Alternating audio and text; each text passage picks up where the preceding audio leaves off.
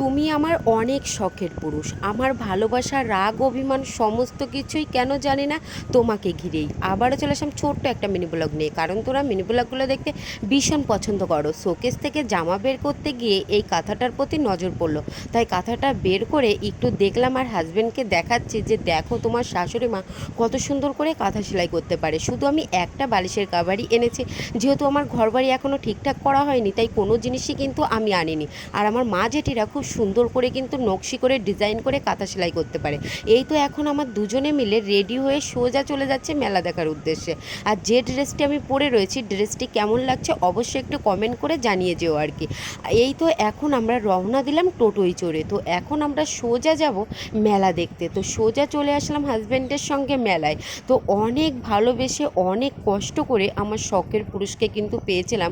অবিবাহিতকালে শিব পুজো অবশ্যই কিন্তু করতাম, কিন্তু সেরকমভাবে ঘটা করে কখনোই কিন্তু আমি শিব পুজো করতাম না। কিন্তু ঠাকুরের প্রতি আমার অনেক বিশ্বাস কিন্তু ছিল আগাগোড়া থেকেই। কেন জানি না ঠাকুরের প্রতি আমার একটু বেশি বিশ্বাসী।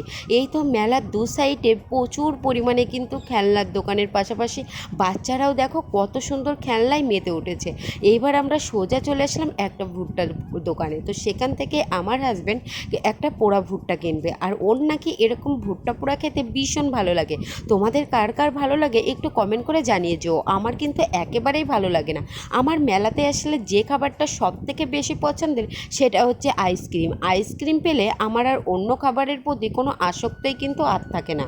অনেকেই বলে ভালোবেসে বিয়ে করলে নাকি পরিবার থেকে মেনে নেয় না, কথাটা একেবারেই ভুল। একবার ভাবো তো, পরিবার ঠিকই মেনে নেবে 4-5 বছর পরে হোক না কেন। যদি তোমার ভালোবাসার মানুষটিকে হারিয়ে ফেলো, তাহলে এক জন্মে কেন 7 জন্মেও কিন্তু তাকে আর তপস্যা করেও ফিরে পাবে না। অনেকেই আরও বলে ভালোবেসে বিয়ে করলে নাকি সেই বিয়ে টেকে না। আমাদের দেখো ফেসবুকে কিন্তু আমাদের দুজনের আলাপ, তো সেখান থেকে বন্ধুত্ব, সেখান থেকে ভালোবাসা, তারপরেই কিন্তু দুজনের মধ্যে বিয়ে। তবু কিন্তু আমাদের বিয়েটা হয়েছিল পৌষ মাসে, কিন্তু তবু আমরা সংসার জীবনে যথেষ্টই কিন্তু সুখীই কিন্তু রয়েছি।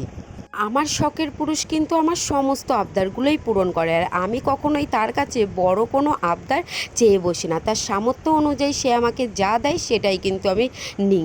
এখানে কায়দানাতার পাশাপাশি জিলেপিও এনেছিলাম মা বাবার জন্য। তো সেখান থেকেই কায়দানা পাশের বাড়ির দাদার ছেলেকে দিলাম, বললাম যে খেয়ে দেখ কেমন।